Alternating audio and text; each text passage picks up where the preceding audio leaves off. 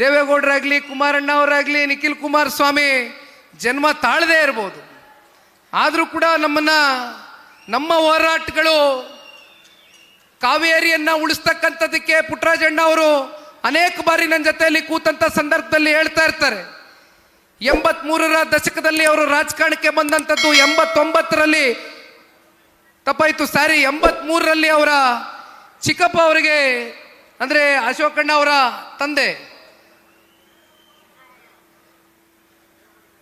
ಚಿಕ್ಕರಾಮಣ್ಣ ಅವರಿಗೆ ಟಿಕೆಟನ್ನು ಕೊಡುವ ಮೂಲಕ ದೇವೇಗೌಡರು ಸಾಹೇಬರಿಗೆ ಮತ್ತಷ್ಟು ಪುಟ್ಟರಾಜಣ್ಣ ಅವರ ಕುಟುಂಬ ಅಂದಿನ ದಿನವೇ ಹತ್ರ ಆಯಿತು ಅಂತಕ್ಕಂಥದ್ದನ್ನ ಹೇಳ್ತಾ ಇದ್ರು. ಮತ್ತೆ 89ನೇ ಗಡಿಯಲ್ಲಿ ಕಾವೇರಿಯ ಮಾತೆಯನ್ನು ಉಳಿಸ್ತಕ್ಕಂಥದ್ದಕ್ಕೆ ದೇವೇಗೌಡರು ಸಾಹೇಬರು ಒಂದು ಹೋರಾಟಕ್ಕೆ ಕರೆ ಕೊಟ್ಟಂಥ ಸಂದರ್ಭದಲ್ಲಿ ಅವತ್ತು ಪುಟ್ಟರಾಜಣ್ಣ ಅವರು ಬಹುಶಃ ಮತ್ತಷ್ಟು ವೈಯಕ್ತಿಕವಾಗಿ ದೇವೇಗೌಡರು ಸಾಹೇಬರಿಗೆ ಹತ್ರ ಆದಂಥ ದಿನ ಅವತ್ತೇನು. ಆ ಹೋರಾಟ ಬಹುಶಃ ಇವತ್ತಿಗೂ ಕೂಡ ಮಂಡ್ಯ ಜಿಲ್ಲೆಯ ರೈತರು ಮರಿತಕ್ಕಂಥ ಹೋರಾಟದ ದಿನಗಳಲ್ಲ.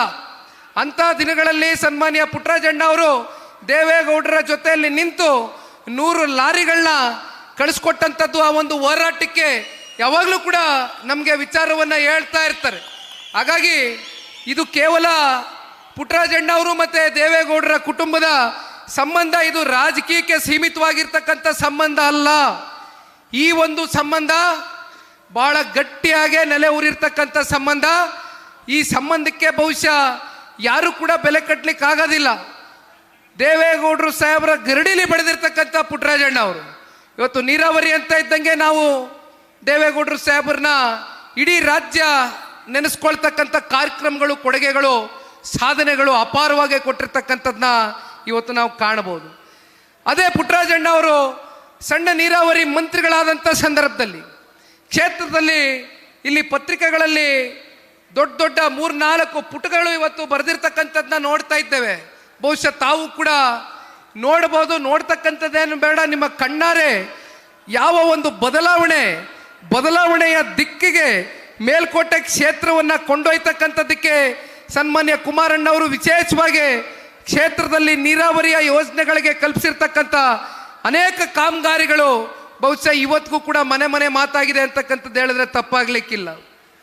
ಅಷ್ಟೇ ಅಲ್ಲ, ಇವತ್ತು ಶಿಕ್ಷಣದ ಕ್ಷೇತ್ರದಲ್ಲಿರ್ಬೋದು, ಆರೋಗ್ಯ ಕ್ಷೇತ್ರದಲ್ಲಿರ್ಬೋದು, ಅಥವಾ ಯಾವುದೇ ರಸ್ತೆಗಳನ್ನ ಇವತ್ತು ಒಳ್ಳೆಯ ರಸ್ತೆಗಳನ್ನ ನಿರ್ಮಾಣ ಮಾಡ್ತಕ್ಕಂಥದ್ದಕ್ಕೆ ಅವರ ಕಾಲ್ಗಟ್ಟದಲ್ಲಿ ತಗೊಂಡಂಥ ಅನೇಕ ನಿರ್ಣಯಗಳಿರ್ಬೋದು. ಬಹುಶಃ ಆ ಒಂದು ಐತಿಹಾಸಿಕವಾದಂಥ ತೀರ್ಮಾನ ಇವತ್ತು ಜನರ ಹೃದಯದಲ್ಲಿ ಶಾಶ್ವತವಾಗಿ ನೆಲೆ ಊರಿದೆ ಅಂತಕ್ಕಂಥದ್ದು ಹೇಳಿದ್ರೆ ಬಹುಶಃ ತಪ್ಪಾಗ್ಲಿಕ್ಕಿಲ್ಲ.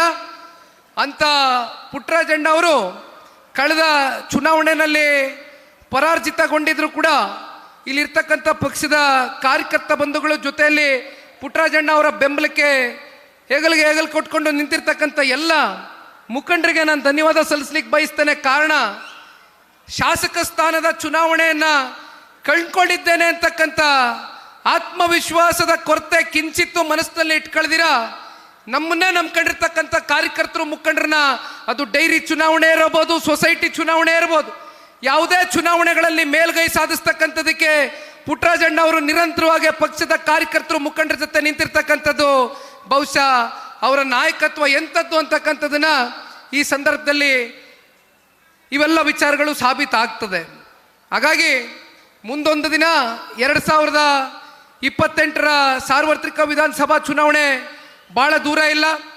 ನಾನು ಯಾತಕ್ಕೋಸ್ಕರ ಇಷ್ಟೆಲ್ಲ ರಾಜ್ಯಾದ್ಯಂತ ಪ್ರವಾಸವನ್ನು ಮಾಡ್ತಾ ಇದ್ದೇನೆ ಅಂತಕ್ಕಂಥದ್ದು ಬಹುಶಃ ಇವತ್ತು ಕಾರ್ಯಕರ್ತ ಬಂಧುಗಳು ನೀವು ಅರ್ಥ ಮಾಡ್ಕೊಂಡಿದ್ದೀರಾ ಅಂತಕ್ಕಂಥದ್ದನ್ನ ನಾನು ಭಾವಿಸಿದ್ದೇನೆ.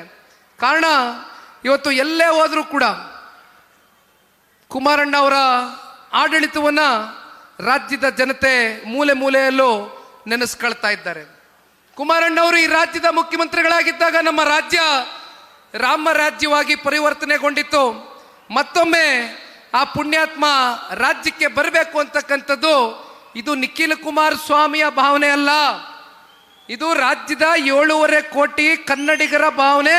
ಅದು ಕರ್ನಾಟಕದ ಯಾವುದೇ ಭಾಗದಲ್ಲಿರಲಿ, ಯಾವುದೇ ಜಿಲ್ಲೆಯಲ್ಲಿರಲಿ, ಯಾವುದೇ ಕ್ಷೇತ್ರದಲ್ಲಿರಲಿ, ಕುಮಾರಣ್ಣ ಅಂತಕ್ಕಂಥ ಒಬ್ಬ ನಾಯಕನ ಮಾರ್ಗದರ್ಶನ ಇವತ್ತಿಗೂ ಕೂಡ ಈ ರಾಜ್ಯಕ್ಕೆ ಅತ್ಯಮೂಲ್ಯ ಅಂತಕ್ಕಂಥದ್ದು ಜನರ ಒಂದು ಭಾವನೆ. ಇದರ ಮಧ್ಯದಲ್ಲಿ ಕಳೆದ 24ರ ಗಡಿಯಲ್ಲಿ ನಡೆದಂಥ ಲೋಕಸಭಾ ಚುನಾವಣೆ, ಕುಮಾರಣ್ಣವರು ಆ ಚುನಾವಣೆಯಲ್ಲಿ ಸ್ಪರ್ಧೆ ಮಾಡಬೇಕು ಅಂತ ಇರಲಿಲ್ಲ. ನಿಜ ಹೇಳಬೇಕು ಅಂತಕ್ಕಂಥದ್ದಾದರೆ ಜಿಲ್ಲೆಯ ನಾಯಕರು ವೇದಿಕೆ ಮೇಲೆ ಕೂತಿದ್ದಾರೆ, ಕಾರ್ಯಕರ್ತರಿಗೆ ಗೊತ್ತಿದೆ, ಮುಖಂಡರಿಗೆ ಗೊತ್ತಿದೆ. ಅಂಬೇಡ್ಕರ್ ಭವನದಲ್ಲಿ ಕಳೆದ ಲೋಕಸಭಾ ಚುನಾವಣೆ ಸಂದರ್ಭದಲ್ಲಿ ತಾವೆಲ್ಲರೂ ಕೂಡ ನಮ್ಮನ್ನು ಬರಮಾಡ್ಕೊಂಡು ನಿಖಿಲ್ ಕುಮಾರಸ್ವಾಮಿ ನಿನಗೆ ಅನ್ಯಾಯ ಆಗಿದೆ ಕಣಯ್ಯ, ಜನ ನಿನಗೆ ಆದಂಥ 19ರ ಸೋಲೇನಿದೆ ನಿನ್ನ ಮೂಲಕವೇ ಉತ್ತರ ಕೊಡ್ತಕ್ಕಂಥದಕ್ಕೆ ಜಿಲ್ಲೆಯ ಜನತೆ ನಿನಗೆ ಆಶೀರ್ವಾದ ಮಾಡ್ತಾರೆ, ನೀನು ಧೃತಿಗೆಡಬಾರದು, ನೀನು ಧೈರ್ಯದಿಂದ ಬಂದು ಚುನಾವಣೆ ನಿಂತ್ಕೋಬೇಕು ಅಂತಕ್ಕಂಥದ್ದು ಪಕ್ಷದ ಕಾರ್ಯಕರ್ತರು. ಲೇಟೆಸ್ಟ್ ಹಾಗೂ ಇಂಟ್ರೆಸ್ಟಿಂಗ್ ಸುದ್ದಿಗಳಿಗಾಗಿ ಬಾಸ್ ಟಿವಿ ಕನ್ನಡ ಚಾನೆಲ್ನ ಸಬ್ಸ್ಕ್ರೈಬ್ ಮಾಡಿ, ಹಾಗೆಯೇ ಬೆಲ್ ಐಕಾನ್ ಪ್ರೆಸ್ ಮಾಡಿ. ಇದರ ಜೊತೆಗೆ ಫೇಸ್ಬುಕ್, ಇನ್ಸ್ಟಾಗ್ರಾಮ್, ಎಕ್ಸ್ನಲ್ಲೂ ಮಿಸ್ ಮಾಡದೆ ಫಾಲೋ ಮಾಡಿ.